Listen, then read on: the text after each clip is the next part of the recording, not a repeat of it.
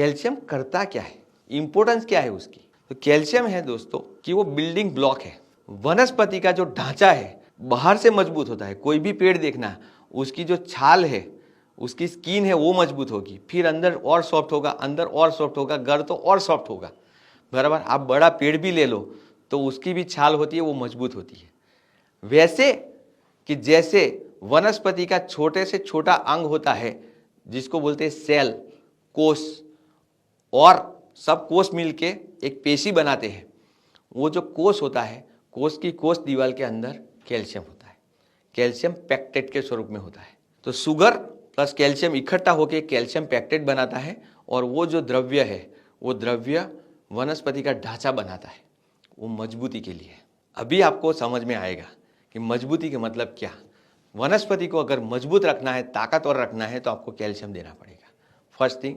Second thing कि calcium, दूसरा एक बहुत बड़ा कि कोष दीवार, ये कोष है, मानो कि ये कोष दीवार में आसपास में कैल्शियम ज़्यादा मात्रा में पैक्टिन के साथ लगा हुआ है, तो ये कोष मजबूत होगा।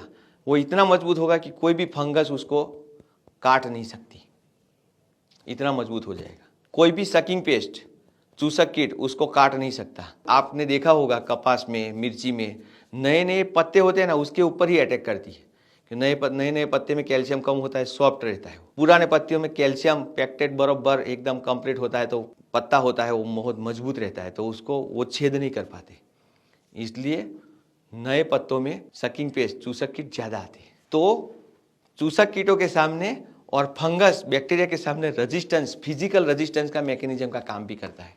तीसरा काम है जो दिखता नहीं हमको डायरेक्टली, लेकिन मैं आपको बताना चाहूँगा कि कोष के अंदर जब किसी फंगस या इंसेक्ट का प्रादुर्भाव होता है, किसी फंगस ने यहाँ आके उसकी जड़ें गाड़ना शुरू किया कोष के अंदर, तब कैल्शियम ही ऐसा द्रव्य है जो कोष दीवार में था, वो तुरंत आयोनिक फॉर्म में रिलीज हो जाएगा और वहाँ से जाके कोष केंद्र में जाएगा, और कोष केंद्र में जाके कोष केंद्र को बताएगा कि अपने कोष पे, अपने घर पे अटैक हुआ है, और तुरंत ही कोष केंद्र में से नए नए केमिकल, बायोकेमिकल रिलीज होना शुरू होंगे, और वहाँ पे रिपेयरिंग काम शुरू हो जाएगा।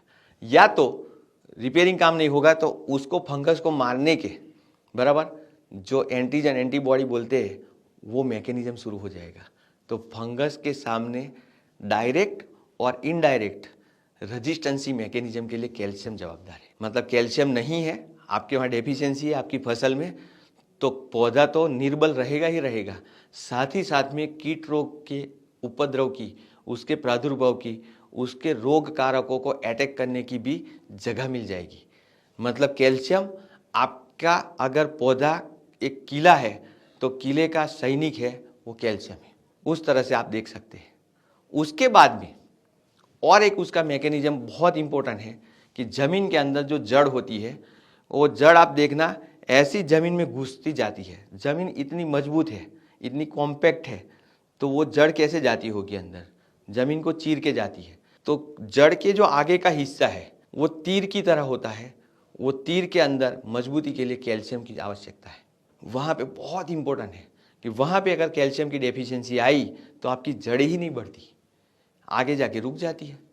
कैल्शियम है नहीं उसके पास, कैल्शियम तो ऊपर चाहिए फूल बनाने के लिए, फल बनाने के लिए, तो जड़ का विकास रुक जाता है। तो यहाँ पे एक बहुत इम्पोर्टेंट मैकेनिज्म मैंने बताया। अभी थोड़ा सा और मैं डीप में जाने की कोशिश करूँगा यहाँ से। उसकी फ्लिप साइड, उसकी रिवर्स साइड देखो। अगर कैल्शियम की डेफिशिएंसी आई तो क्या होगा। कैल्शियम की डेफिशिएंसी आई तो मैंने बताया जैसे जड़ का ग्रोथ रुक जाएगा, पहला। दूसरा, नए नए जो पत्ते बनते हैं बराबर, वो पत्ते विकृत पैदा होंगे, टेढ़े मेढ़े पैदा होंगे। आप सोचोगे कि ये तो वायरस है। कई सारे वीडियो मैंने देखे हैं, कई सारे डॉक्टरों की वीडियो देखे, उसमें भी बताया गया है, मेरा भी एक दो वीडियो है उसमें बताया गया है कि खास करके चिली के वायरस का वीडियो जो मेरा बनाया है, तो उसमें मैंने बताया है कि पहले आप कैल्शियम और बोरोन का स्प्रे करो। क्यों? क्योंकि कैल्शियम अगर कोष दीवार बनाने में सक्षम है, उससे कोष दीवार बनती है, तो कैल्शियम से कोष बनाने के लिए जो ऑर्गेनिक केमिकल चाहिए, जो एंजाइम्स चाहिए, उसमें बोरोन का रोल है। तो कैल्शियम और बोरोन साथ में देना चाहिए।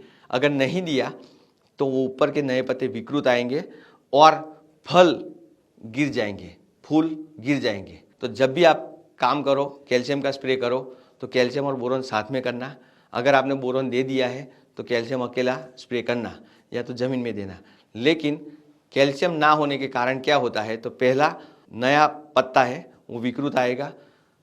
टमाटर है, मिर्ची है, कैप्सिकम जैसी फसलों में क्या होगा कि कैल्शियम की डेफिशिएंसी के कारण जो टमाटर है, मानो कि ये टमाटर है, तो उसके नीचे का हिस्सा बनेगा ही नहीं, जिसको हम ब्लॉसम एंड रॉट बोलते हैं, वो बनेगा ही नहीं। मिर्ची में भी नहीं बनता है, सॉफ्ट रह जाता है, बनता ही नहीं, उसमें फिर फंगस लगती है, कुछ भी होता है, लेकिन वो ऐसे लक्षण आते हैं। तो कैल्शियम ना देने से क्या होता है वो मैंने आपको बताया।